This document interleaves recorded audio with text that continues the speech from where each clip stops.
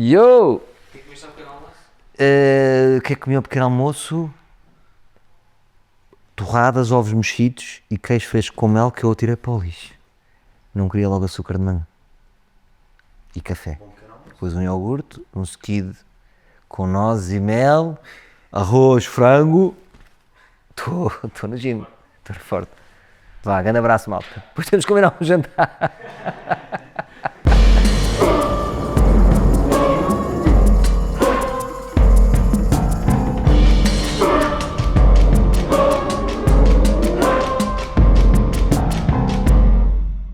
Yo, sejam muito bem-vindos ao episódio 315 de Ar Livre. E é com orgulho e com uma alegria que eu estou neste momento aqui sentado, a olhar para vocês, com o microfone antigo que eu usava no meu sótão. Também estou de fones, estou a sentir o mesmo quentinho de quando gravava no sótão. Tanto vocês me disseram, ai Salvador, temos saudades, ai não sei o quê, ai lá, que aquilo também fica em mim. Vocês conseguem ir para dentro de mim. Porque muitas vezes dizem-me, é que sinto falta do Salvador no ar livre. Isto é engraçado. Portanto, eu estou 1h30 e sinto-me até lisonjeado. Eu estou a falar com as pessoas e vocês sentem falta de mim quando me estão a ouvir as minhas perguntas repetidas e annoying durante 1h30. Mas eu percebo o que vocês querem dizer. É das minhas perspectivas, das minhas macacadas de discorrer um bocadinho mais sobre o meu interior, que era de facto a particularidade e a força de Ar Livre clássico. Agora, eu também estou, malta. O Salvador que está aqui agora, com a estrutura que vocês gostam, está sempre ali o maroto. Só que, se eu estou com pessoas, eu também tenho que ouvi-las, não é? Não vou convidar pessoas para eu falar. Se bem que sim, é uma conversa, mas, ou seja, tem que haver essa generosidade e eu tenho que estar com a escuta ativa para ouvir os meus convidados e para aprender coisas com eles. E pronto, porque é que eu decidi fazer este podcast hoje, monólogo? Porque é engraçado que às vezes as decisões só as tomamos quando temos espaço. Mais espaço na cabeça, melhores decisões. Quando temos muita merda na cabeça, parece que não conseguimos decidir. Porque é como se a vida se tornasse um daqueles jogos de beisebol em que vamos de base para base e vamos a correr, e quando estamos a correr não temos tanta noção das coisas. Cheguei aqui a uma fase da tour, uma fase em que acalmei um bocadinho, já fiz 75% da tour, faltam outros 25%, mas vai ser um em junho e depois é mais em setembro e outubro, e então tive tempo. E basta uma semana para chegar a uma série de conclusões. Qual era a primeira conclusão? Que era, sentia que o Ar Livre estava a ir muito rápido, estava a ir já quase que parecia uma indústria, tipo, todas as semanas um convidado, vai, todas as semanas um convidado, e eu próprio tenho que encontrar espaço dentro de mim, curiosidade dentro de mim, para ter vontade e fome de falar com convidados.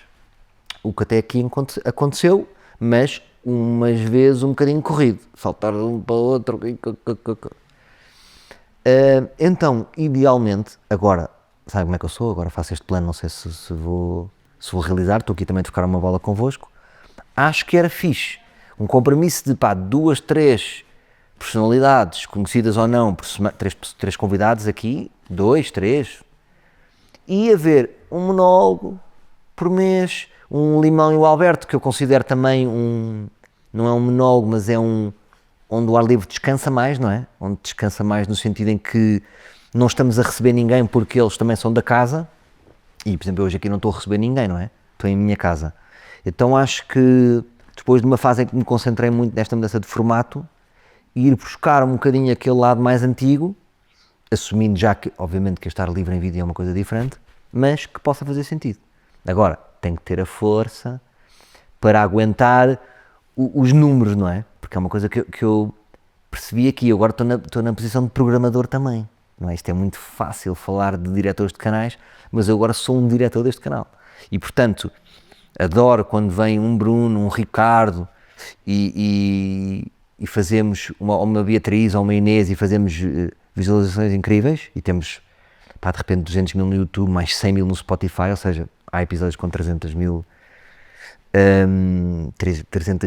clicadas, vamos chamar assim no geral. E depois, quando pode haver um menor, pode vir aqui para números mais baixos. Eu diria que o mínimo do ar livre neste momento, estamos entre Spotify e YouTube, tudo junto, ali nos 25, 30 mil. Ou seja, um dia que mais abaixo do ar livre é 25, 30 mil, o que é bastante bom.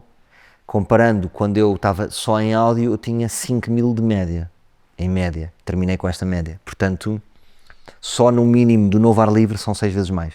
Parecendo que não é uma contabilidade impressionante, agora disse impressionante, caralho. Queria dizer importante e saiu-me o que eu senti, impressionante. Portanto, fui apanhado a gabar os próprios números. Para mim são bons, há pessoas que têm muito mais, pessoas que têm menos, mas para mim, de facto, e a luta é sempre connosco, não é? Quanto é que eu corria, quanto é que eu corro agora, quantas pessoas chegam agora. E isso também me interessa, não é? É uma questão de eficácia aqui no podcast. Então, portanto, decidi fazer isto, malta, não é? Portanto, agora respirar aqui um bocadinho. Estamos aqui a entrar em junho.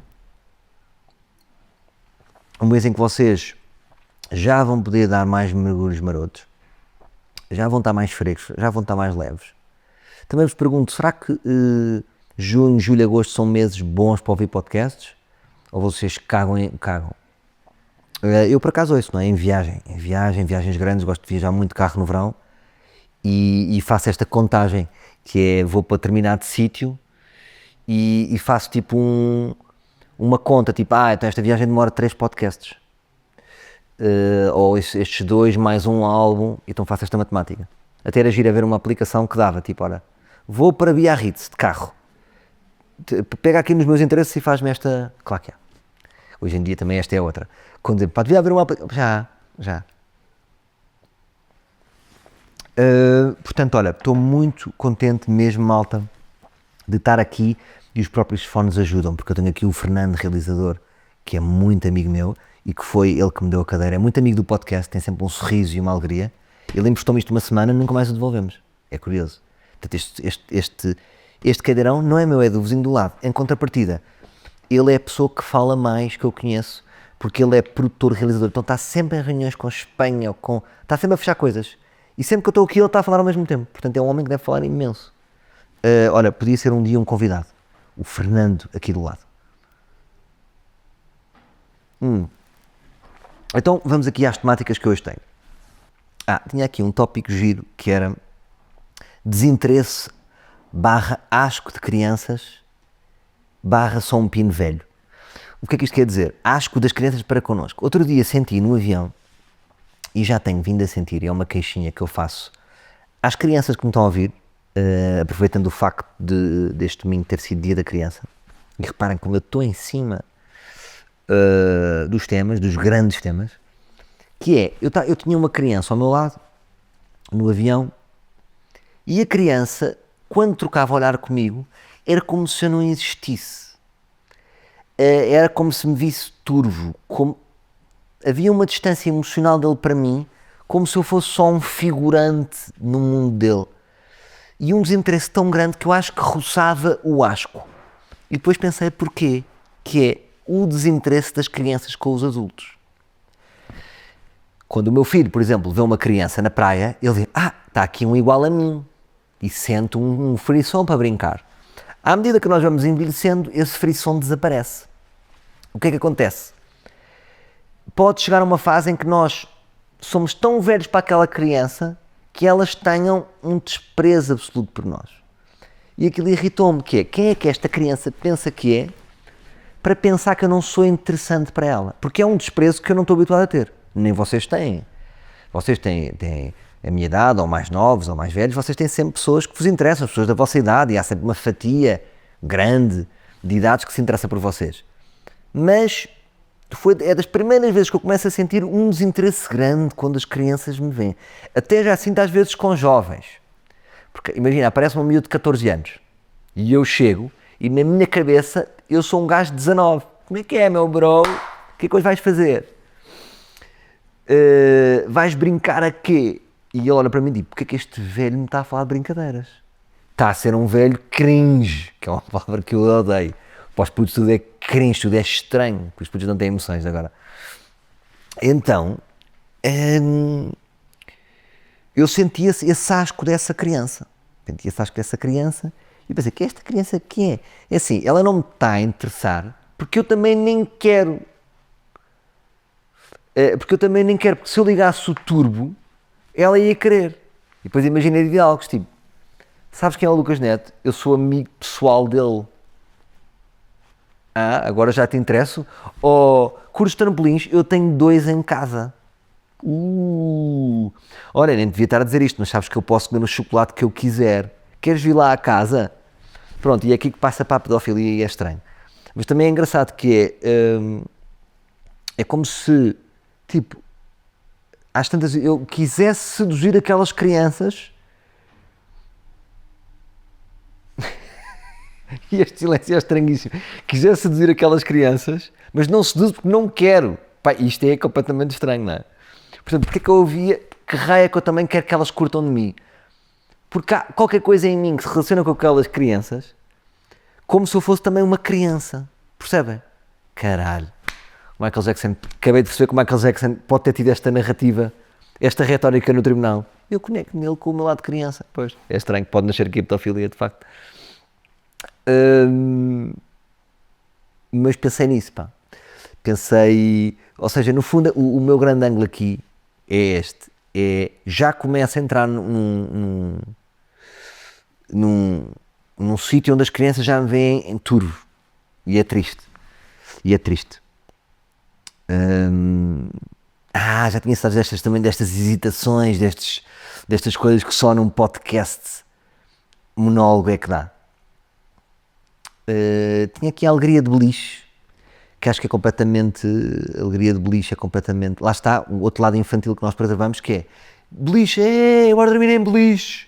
Está muito sobrevalorizado dormir em beliche, não é? Porque é que é giro dormir em beliche? Vocês ficavam em baixo ou ficavam em cima? Eu curtia ficar em cima, depois percebi que o boss fica em baixo, porque o outro é que tem que subir e descer, não é? Quem está em baixo está mais tipo casa. Mas, tinha aqui esta nota, porque se calhar era tipo mais uma nota para seduzir a criança. Sabias que eu tenho beliche em casa?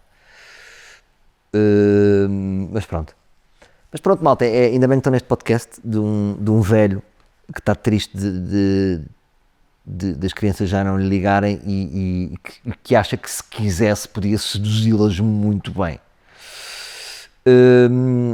Outra questão, humor de filhos. Outro dia cheguei à conclusão, acho que foi com o meu amigo Duarte Pita Negrão.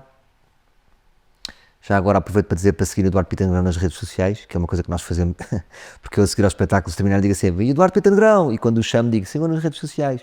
E reparámos que sempre que eu digo, vocês já ouviram o ar livre, pois o ar livre com o Eduardo Pita Negrão, que eu disse isto, sempre que dizemos, ele cresce ali 40 ou 50. Portanto, é a importância de dizer as coisas. E agora ficou-me outra vez este hábito. Pronto. E qual é que foi a conclusão que nós chegamos? O que é humor de filhos?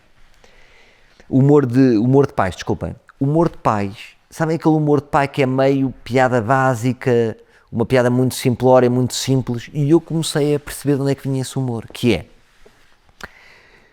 os nossos filhos, por exemplo, a idade dos meus têm 6, 9, não têm capacidade para compreender uma ironia muito sofisticada porque há referências que eles não percebem. Então às vezes é preciso baixar a bitola. É preciso baixar a bitola do humor para coisas que eles percebem. Então, se a pessoa fica com esse hábito, é aí que pode nascer o humor de pai. Conseguir compreender onde é que ele vinha, porque é isto o humor de pai. O humor de pai é um pai que está a conectar com os filhos quando as referências não são as mesmas e ele então cria um humor paralelo ao próprio humor dele. Eu às vezes tenho essas dificuldades de explicar conceitos humorísticos aos meus filhos. Por exemplo, o meu filho tem uma coisa que é muito engraçada. O humor dele ainda estou a perceber, porque é um humor que ainda está em desenvolvimento. Ele, por exemplo, chega à casa e põe nos óculos e diz assim, stand-up, stand-up, stand-up. Ele associa, quando eu ponho os óculos, é stand-up, e diz isto. E outro dia, ele foi ao palco. Eu fui à Almada, ele e a minha filha, e ele teve um espetáculo todo, teve nos bastidores, foi muito giro, ele estava lá comigo nos bastidores o tempo todo, a pedir-me para contar uma piada. E a piada que ele tinha não era muito boa. Porque eu perdi a carta de condução. E um dia estava a comer um iogurte com amoras. E quando eu estava a dizer, filho, quem é que terá roubado a minha carta de condução?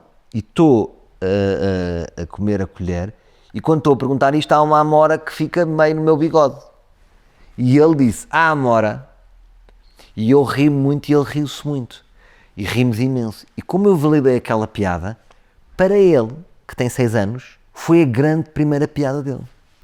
O que é que acontece? Ele tinha isto na cabeça. Eu ri, mas ri mais do momento e da minha amora estar aqui. É uma piada que, saindo dali, não tem piada para ninguém. Então fomos à Almada e ele quis ir ao palco. Final do espetáculo, chamei, vem meu filho aqui. Ele pega no microfone e diz, quem é que roubou o carro de condução do pai? Foi a Amora. E a sala, pá, bateram meio palmas, tipo de condescendência. E eu depois na altura até fiz uma brincadeira que, não, eu não queria dizer, malta da Amora. Pronto. E a piada acabou por resultar ali, está na Almada e tal. E, portanto, é um exemplo, não é? Ou seja, aquilo é humor, mas é um humor específico. Então os pais vão desenvolvendo com os miúdos um humor paralelo, até chegar ao grande humor. Esse é o objetivo. Qual é que é o problema? Há pais que o seu humor principal é o humor paralelo, que é o humor de pai. Então nunca chega ao seu... Se calhar nem tem um humor, e o humor que mais usa é o humor de pai, percebem? Isso é que é o problema. O humor de pai é um sidecar do nosso carro, da nossa moto principal. Sidecar, avancei com este conceito. Eu não sei se isto é verdade, é aquela moto, há uma moto e é aquela, lembram-se aquelas motas antigas que tinham um copiloto que vinha numa caixinha ao lado, num aspirador, é isso, não sei se é sidecar, não é isto, é outro nome qualquer, mas pronto. Pá, toque retal, tenho aqui toque retal que é o seguinte, malta, é uma coisa que eu tenho muita vergonha, é um dos meus medos, eu acho que as vergonhas são diferentes de pessoas para pessoa e tenho vergonha de fazer este exercício. Este teste que os homens têm de fazer para ver se têm cancro na próstata. Tenho vergonha. Há uma coisa que se pode ver e pode-se ver se o PSA não estiver muito alto, se calhar não há necessidade, mas eu começo aqui a uma idade em que já devia ter feito há 2 anos. Toda a gente faz. Quem não faz, arrisca-se de repente ser surpreendido. E o toque retal para mim gera-me um grande desconforto.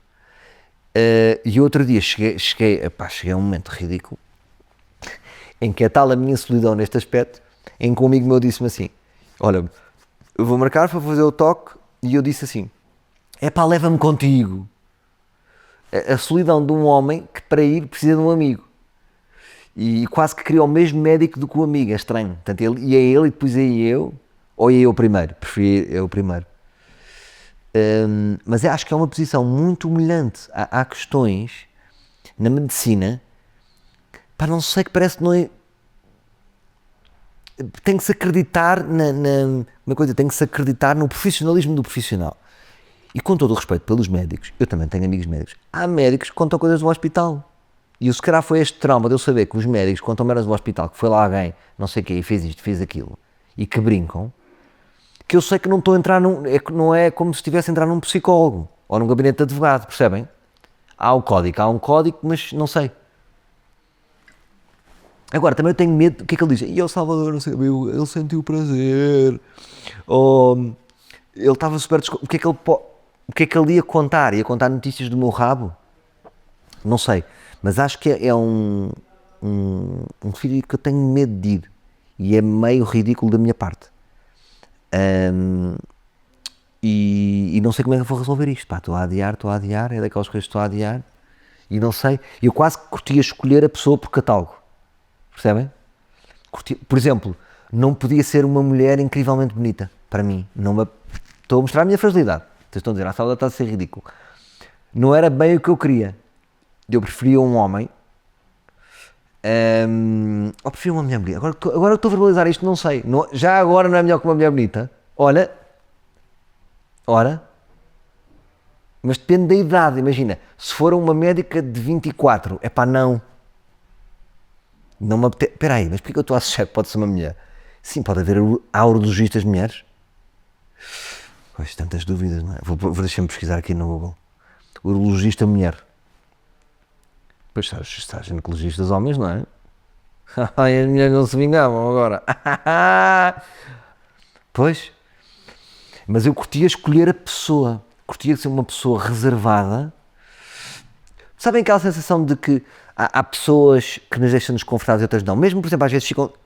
Imaginem que estão, eu não fumo um cigarro, pronto, não fumo cigarros, mas imaginem que estou a fumar um cigarro e de repente está uma pessoa ao lado do trabalho, estou a imaginar um cenário que não é um cenário, mas pronto, e de repente está aquela pessoa do trabalho que vocês não têm conversa, há umas que têm conversa, outras que não têm conversa, há umas que vos deixam, que vocês se sentem super bem, outras que não se sentem super bem.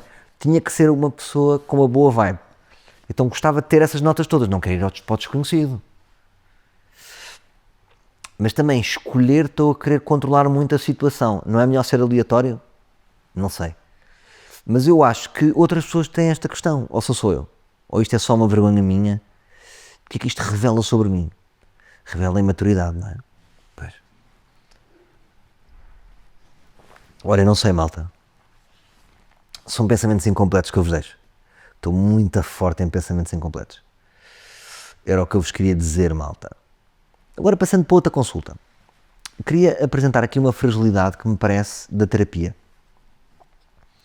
que é, eu já fiz terapia, já tive 2 terapeutas, gostei muito dos 2, bons profissionais, e depois até falei com a minha irmã, que também é psicóloga, e disse assim, Marta, há aqui uma questão que me parece uma fragilidade aqui neste mundo da psicologia. Já sei que me vão dizer que fazem isso e que há relatórios psicológicos, mas normalmente na terapia a pessoa vai, fala e depois vai-se embora. E às vezes passam-se 1, 2 anos. O que é que acontece? Às vezes paramos ou mudamos de terapeuta e falta-me um registro psicológico meu. Porque eu sinto que muitas vezes os nossos problemas são muito circulares. Nós somos a mesma pessoa, temos os mesmos traumas, medos, inseguranças, hiperconfianças.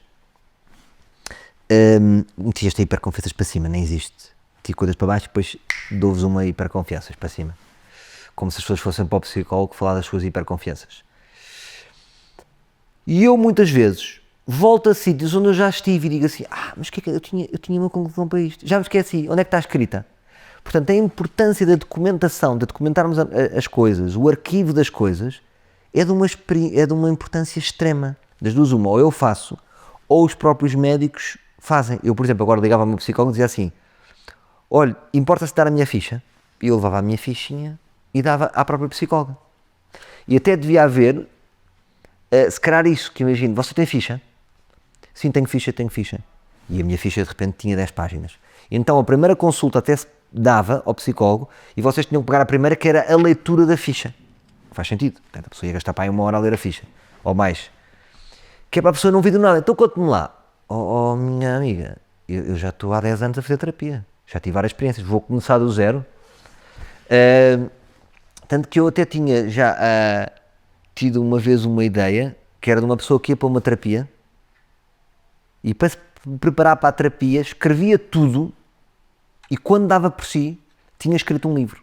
Então já não precisava de ir para a terapia porque se tinha resolvido com o livro que escreveu. Mas pronto, deixa esta nota aos psicólogos. Os psicólogos vão saltar já em cima e dizer assim, atenção, se for solicitado, se não sei o quê. Eu conheço várias pessoas que estão num psicólogo, não é bem este o modus operandi, devia ser quase intrínseco, devia haver um relatório psicológico. Normalmente o relatório psicológico devia ser assim, a pessoa está com burnout, por isto, por aquilo. Não, mas estamos a falar de terapia, ele falou da mãe, falou do pai, falou da relação, falou do gato, falou dos amigos. E há questões tipo, olha, esta pessoa com os amigos tem estas problemáticas e não sei o quê, com os pais tem estas questões, e evoluiu neste sentido, só que ficou bloqueado neste sentido. Porquê? Porque eu agora estou a pensar em iniciar uma nova terapia, mas como mulher. Porquê? De certa forma, o episódio com a Capicua também me influenciou. Mas a minha mãe outro dia ligou-me e estava-me a dizer isso. Eu impressiono-me o silêncio dos homens. Está mesmo. Portanto, a minha mãe ter dito isto e agora a Capicua vem, é porque de facto estamos numa era de silêncio dos homens. Não é só pior silêncio, é que é tipo, tu vês aquelas notícias e ninguém se posiciona, depois há sempre um gajo, nem todos os homens. Mas também há homens que não sei o quê, por amor de Deus, sei, tipo, o teu primeiro impulso é ir defender a honra dos bros, estás a ver? É tipo, onde é que está a hierarquia de prioridades? Mas estamos a dizer. Está mal, é que os homens têm mais, o sofrimento dos homens, primeiro, na minha opinião, é primeiro a sua culpa própria. Ele vem com uma desculpa psicanalítica, eu estou a sentir, não é isso? Não, eu já pensei sobre isto, é um tema. Os homens, eu estava-te aqui a dizer, estou a trabalhar num beat, que é os homens acabaram, malta, então bora fazer as malas. Nós acabamos, nós fizemos isto e aquilo. Não, vocês têm que inventar a vossa masculinidade. E lanço-vos esta pergunta, não acham que numa terapia um homem pode ter o seu limite também em algumas questões, sobretudo se estão relacionadas com com mulheres. Acho que pode haver na nossa relação com mulheres coisas de machismo, de relação de poder homem-mulher, que eu não sei se um homem vai compreender a 100% e se é o homem a indicar-nos o caminho para nós evoluirmos nesse sentido. Percebem? Às vezes nós podíamos evoluir, não sei se é com um homem, se o homem tem essa sensibilidade para chegar a algumas questões. Percebem o que eu digo? Quase que vos digo que não seria uma terapia completa ter que passar por um homem e por uma mulher, digo eu. Porque acho que uma mulher, eu nunca fiz com uma mulher, pode-me levar a sítios e a concluir coisas de mim e a envergonhar-me na própria terapia, que às vezes é bom também. Envergonhar-me é quando nos sentimos tocados com alguma coisa e que somos confrontados com alguma verdade e vamos ter que evoluir, que um homem não tem essa capacidade. Ora, vou-vos dizer um exemplo de uma vez que eu me senti tocado numa terapia, já há muito tempo. Que foi, e eu estava a criticar isto, criticar aquele, e ele disse assim, de uma maneira que mexeu comigo: ó Salvador, mas as pessoas não são perfeitas, o Salvador também não é perfeito. E aquilo eu fiquei corado, envergonhou-me aquilo, porque sim, eu nesse dia fiz um grande... Às vezes há muito uma exigência sobre os outros. Malta, nós no fundo há aqui um grande empate. Há aqui um grande empate entre todos, ninguém realmente... Às vezes a vida é este jiu-jitsu, não é? Este judo, em que existem jogos de poder entre as pessoas e um parece superior, outro parece mais inteligente, outro parece mais feliz, outro parece que tem uma carreira melhor, outro parece que é mais inteligente, mas depois acaba por haver um grande empate, porque mesmo dentro desses aparentes jogos de poder há muitas mentiras, há muitas pequenas mentiras, malta, eles não se deixem levar a enganar. Mas, termino com um pensamento. Que foi o seguinte, nos últimos tempos aconteceu um episódio e fiquei muito triste, que foi um disco que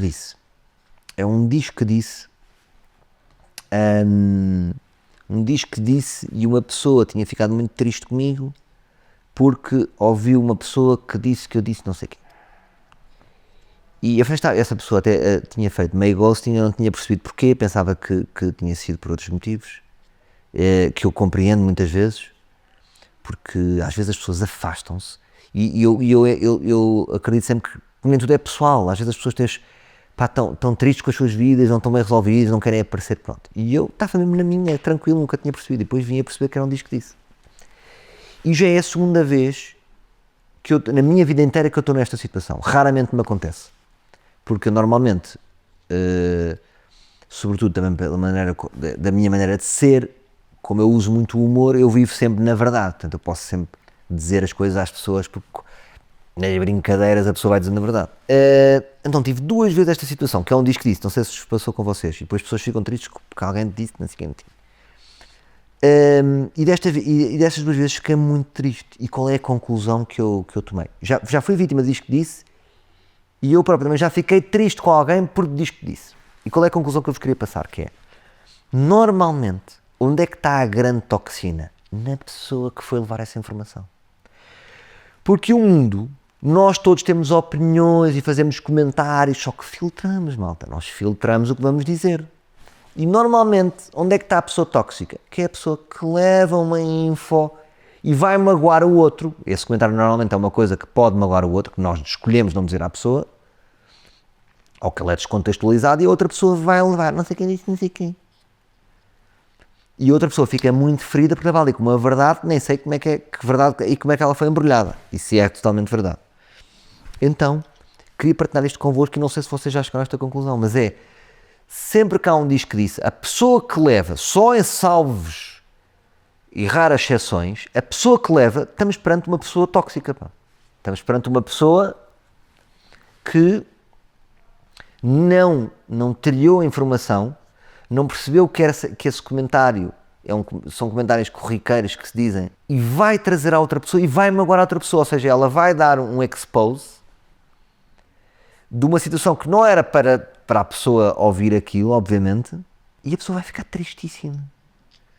Então que tipo de pessoa é esta que vai com uma informação que outro disse uma coisa e que vai magoar o outro e pode levar o outro para baixo? Aí estão pessoas tóxicas. epá, eu posso dizer isso, eu acho que estou limpo, ouviram dizer, estou limpo em levar uma informação, tipo alguém que fez um comentário de alguém e eu vou dizer, não sei o que disse, epá, acho que é mau. E eu até sou um bocado ingênuo, nos últimos anos tenho crescido um bocado neste aspecto, de sempre achei que não havia maldade, não há maldade, há pessoas complexas. Epá, mas às vezes estas pessoas que levam estas coisas, cuidado, podem acabar com amizades. Portanto, mantenham-se... e tu, porque é que isto foi a grande conclusão? A grande conclusão é que eu carregava uma pequena mágoa em mim também com um disco que disse que alguém venenoso me veio dizer que alguém tinha dito não sei o quê e eu pensei, caralho, acabei de perdoar essa pessoa passado uma história que tem 7 anos, porque eu agora estou do outro lado. Essa pessoa, que eu também me afastei um bocado dela, não sabe que eu fiquei tristinho com ela porque alguém me trouxe um comentário dela. Coitado essa pessoa está num sítio às escuras. Está num sítio às escuras, não é? Portanto, eu neste momento estou a pensar em cutucar e reatar essa pessoa que eu tinha ficado magoadinho porque eu agora vim no lugar dela. Percebem? No fundo, essa pessoa que eu fiquei triste do comentário não tem culpa nenhuma. Quem trouxe é que é o Toxinas. Percebem o que eu digo? Pronto. Outra coisa, quem deixa o outro às escuras, a pessoa que pratica o ghosting e que desaparece e que ficou magoada, se deixou o outro às escuras e nunca disse nada, também tem uma cota à parte. Acho que não há nada como pegar no fone e dizer, pô caralho, tu disseste aquilo e não sei o quê. Nada é mais libertador do que isto. Porque às vezes carrega-se tristezas durante 2 anos e equívocos, e isto é tudo histórias de caracacá. Isso é engraçado, mas o ser humano de um caracacá aqui, de um caracacá do outro, vai ficando para baixo. Malta, e é isto, e foi o meu ar livre, completamente clássico, malta, completamente clássico. Até voltei-me a envergonhar das minhas hesitações, que era uma coisa muito do outro, mas como estava no escuro, há mais procuras aqui e respostas interiores, que talvez vocês possam gostar. Desta pessoa que já sabem que tem sangue e dúvidas, é tudo o que eu tenho e não tenho mais nada. E quem me acusar de outra coisa está a mentir. Portanto, terminar com isto, dizer que regularmente também no meu Patreon existe este registro, eu chamo-lhe Dark Chocolate, no sentido em que quanto mais chocolate preto, tem maior porcentagem de chocolate preto, sendo aqui o chocolate preto tem mais verdade, vamos chamar-lhe assim, e já sabem, portanto, recomendo a todos que se façam Patreons, porque lá continuamos com esta ligação, Dark Chocolate. Dizer-vos também, pedir-vos também, gostava muito, tinha este sonho de chegar aos 100 mil seguidores, porque eu curtia ter aquela plaquinha com aura super jovem dos 100 mil, antes de lançar o meu solo de stand-up do Aura Super Jovem. Era lindo, tipo, eu ter essa plaquinha, mas faltam-me 27 mil. Não, faltam-me 37 mil. Faltam muito. Portanto, eu queria vos pedir, porque eu não sei, realmente todas as pessoas que me estão a ouvir, todas já subscreveram o canal e ativaram o sininho. Não sei bem para que serve o sininho. Pá, se não, façam-me esse favor, subscrevam o canal. Gostava de chegar aos 100 mil, para quando lançar o solo, ter 100 mil. Que acho que era importante também para dar aquele kick. Portanto, é isso. Patreon Dark Chocolate, este registro no Patreon, regularmente. Subscrevam o canal. E também, agradecer aos Mãos da Fita hoje por este miminho que me deram, porque eles também sabiam que eu, por algum motivo eu não sentia aqui totalmente o ar livre antigo, e de repente este cantinho, malta, estar aqui o microfone, eu estar aqui com os fones, voltei a sentir-me outra vez no meu sótão. Portanto, muito obrigado, meus livros, obrigado por acompanharem. Tem sido muito bom esta aventura nova aqui convosco, que já tem uns bons 9 meses também, e é para continuar com estas nuances, ora com convidados ali, ora com solos, ora com bom Alberto e limão, e vamos continuar, vamos embora. Até para a semana, meus livros. Lindo, caralho. Lindo. Soube mesmo bem. Fogo.